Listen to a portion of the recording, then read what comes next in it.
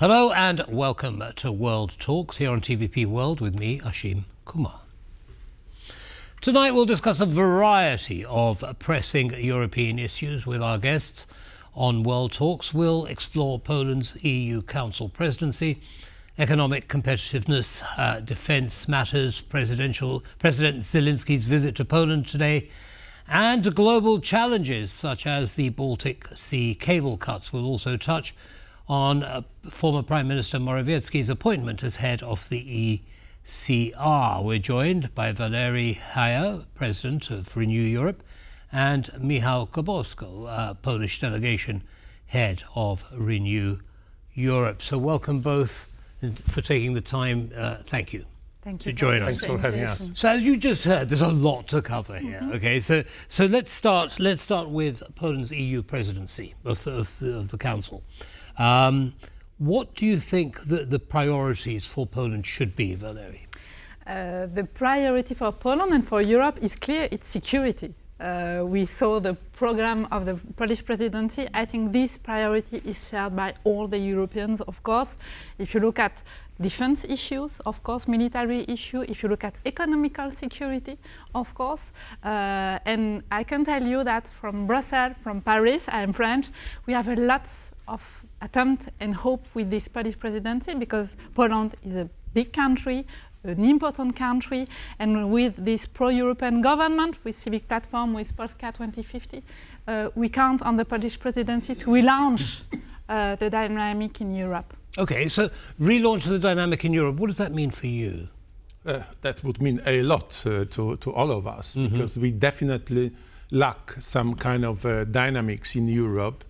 And we need to, in a way, to restart many operations and restart our thinking about Europe. Because the real war, the full-scale war is next door from us. This is happening in Europe, something that few years ago that was beyond our imaginations.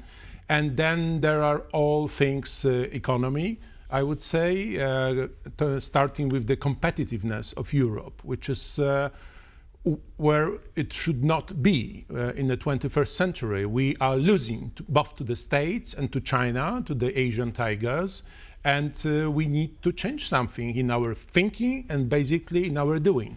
So we're losing competitively to America, China, and the tigers. What should the EU be doing that it is not doing economically? We have a lot to do. If you look at the figures, the GDP of the US growed twice more than our, and we cannot afford to be left aside or behind. We should do a lot of things.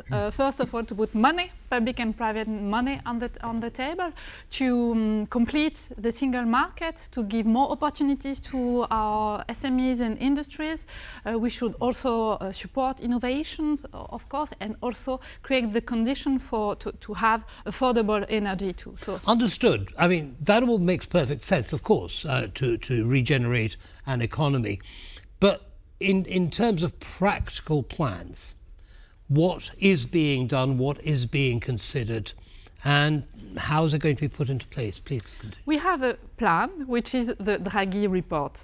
Mario Draghi is a former Prime Minister of Italy. He has been asked by the Council and the Commission to give an overview and also concrete solution for Europe to regain competitiveness. So that's what I told you. So to reinforce the single market, to create a union of capital markets, to give more opportunities to our industries, to create jobs in Europe, also to engage the decarbonization, because we have never, we as Renew, we have never opposed climate, environmental goals and competitiveness. On the contrary, they are both, they should go together. And when you look at China, when you look at US, they are investing a lot on decarbonization. So all of this has to be proposed, concretely speaking, by the Commission, the new Commission.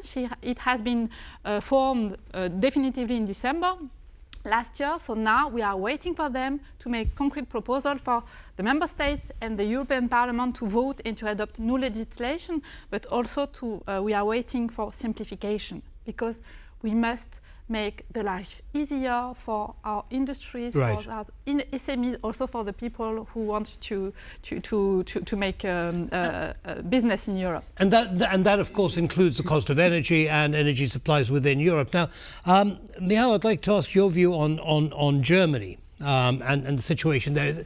Very dynamic political situation, but also in terms of its costs of energy and its decline. I mean, there's some elements of its economy which are declining. Now, how much of an impact is that going to have on EU competitiveness? Well, definitely Germany is by far the largest member state in the European Union, and it has still a very strong economy. Also, Polish economy is so much interconnected, interlinked with the German economy. Polish suppliers are supplying to German, not only the automakers, but lots of industries. So definitely when there are problems, and there are problems in Germany, that can be felt across the Europe and in countries like Poland specifically. So we have to wait, obviously, for the outcome of the February elections in Germany. This is crucial for Germany. We see turmoil in Germany. We see the rise of the far-right AfD party, which is another, I would say, red alert for all of us, because this rise of the far-right parties, not only in Germany, also in France, in other countries, it should be alarming to all of us. These people are populists, obviously, that they offer very easy answers to very difficult and challenging questions that we are all facing. So there's lots to do for Poland during the presidency. We see that comparing also to what's happening in Berlin, what's happening in Paris politically, Poland is pretty stable politically right now, and it needs three to tango in Europe. It needs France, Germany, and Poland, all of them to be strong, to be active, to be engaged, and to support further development of the European project. Understood. Now, I'll stay with you, if I may, Michał, and ask you about Poland's role in coordinating EU efforts to support Ukraine. Clearly, it has been pivotal. Poland has taken a huge number of refugees from Ukraine during the war. Moving ahead, how do you see Poland's role evolving? Well, obviously it has to be, and we are always repeating this, it has to be a decision of our Ukrainian friends, how they want to move on with the war, with the current conflict, with what Putin did. And it has to be Ukraine's decision how to start negotiations or talk which should end with the peace. We all need peace in Europe, definitely, but we don't need it at any price, and definitely not at the price of Ukraine, which already paid a huge price, and a huge number of people who died, who left, for example, for Poland. We have more than 2 million Ukrainians now in Poland. And for Poland, there is a role definitely right now in the accession talks that Ukraine is having with the European Union.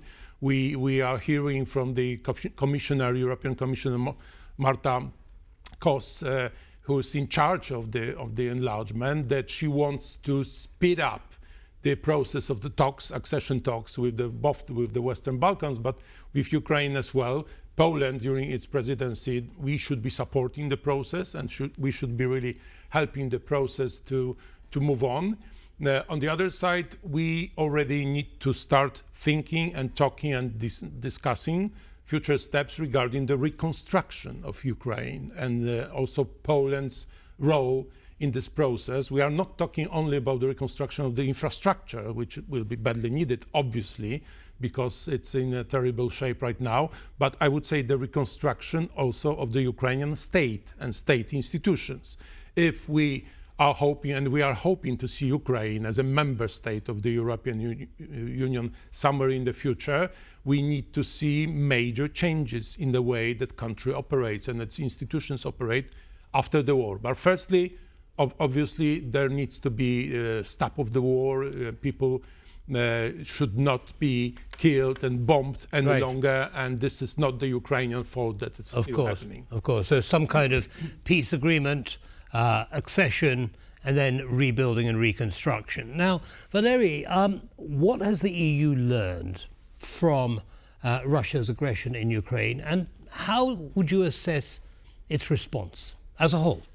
First of all, I think that really Vladimir Putin thought that the Union would be divided to support Ukraine. But on the contrary, we were absolutely united. Apart maybe if you look at Viktor Orbán, Prime Minister of Hungary, but he never managed to impede the unity of the European Union. So from day one, we all supported Ukraine. And then, of course, we had to move forward on the defense issue, on our defense capabilities. For some people in the EU, some people consider that we don't need to have a European defense industry and capabilities because the US would always be on our side. But we cannot rely on US security, and we have to build our own, or to create the conditions for ensuring our own security. So we made a lot since 2022 especially, but we still have a lot to do to continue to help our Ukrainian friends to make them win in this war, and also to build our defense capabilities, which will be key for our future. Until now, we see how aggressive Vladimir Putin is vis-à-vis Ukraine from the military perspective, but also vis-à-vis us as European member. If you look at interferences, hybrid threat, for example, in Poland, you know it, especially with migrants, instrumentalization of migrants, and so on. So we have so much threats because of Vladimir Putin, and we should be stronger together. We did a lot. We still have a lot to do together. Still have a lot to do, certainly. But also, I mean, perhaps this could be seen as an opportunity to invest in defence industries and defence capability, research and development, and so on, thereby raising the overall status of the European Union on the global stage. We've only got time, unfortunately, for a couple of questions, but I'd like to ask you about, obviously, President-elect Donald Trump. He's been speaking for a long time about NATO countries paying their fair share, and many have. Poland, of course, is at almost 5% of GDP. Are European Union countries now coming into line with that, and do they see an alignment with Trump's policies or requirements, if you like? And how do you see the relationship with President-elect Trump's America going forward? I'll start with you, Valerie. So much uncertainty, we must say. We don't know how he will act regarding Ukraine. We hope that Donald Trump will understand that his interest, the interest of the US, is that Ukraine wins this war. And we saw how aggressive he is vis-à-vis the EU. So we should be bold. We should be ambitious. We are allied with the US, of course, but we should be a powerful geopolitical commission, she said, Ursula von der Leyen said, and moving forward. So it means go at the same and play at the same level as he does. So it means, of course, we want to negotiate with, and we want to be allies with the US administration, and we want to continue with that. But we need to create the condition for our own security. We need to regain competitiveness, and we need also to be bold. If you look at trade issues, for example, so we are considered as partners. Right, okay. And same question to you, Michał. I would say that good and easy times are over. Right. Are behind us. For whom? For the EU? Well, I would say for Europe, because right. we are talking here, we are discussing here in Warsaw, and we are thinking Europe, and it was easy, and we got used to the situation that Europe as a continent was in a way kind of supreme to other continents. Right. It's not true any longer, obviously. Well, perhaps the realization has hit us that it's not true any longer. That is absolutely true. Well, Donald Trump and his administration, definitely, this is still a big question mark for all of us. Right. We know the words, We know the plans, the intentions that were presented already. We don't know what's going to happen next week, because Monday is the inauguration, and I could imagine that on Tuesday we will see the first decisions being taken. If we should take his words and their words seriously, they would be quick in introducing some decisions. I don't want to say that there are only black scenarios. I do hope that black scenarios would not materialize. Europe needs to be ready to react, to respond, if there are any actions which we could see, which we could read as being pretty aggressive against us. As Valerie said, we do not see America as an enemy in any way. This is by far the key partner of Europe. And again, it would not be in the national interest of the United States to withdraw from Europe or to withdraw their support and aid to Ukraine. Because America already invested, not only in the money matters, invested a lot, so much to help Ukraine. So just leaving and saying now it's the Europe's problem, it's not our problem, that would really be a problem for the United States. Thank you both very, very much for sharing your analysis and our thoughts. Thanks so much. Your thoughts with our audience. Have a good evening. You too, thanks. Thank you. Thank you. And that's all from us in this episode of World Talks. Good night.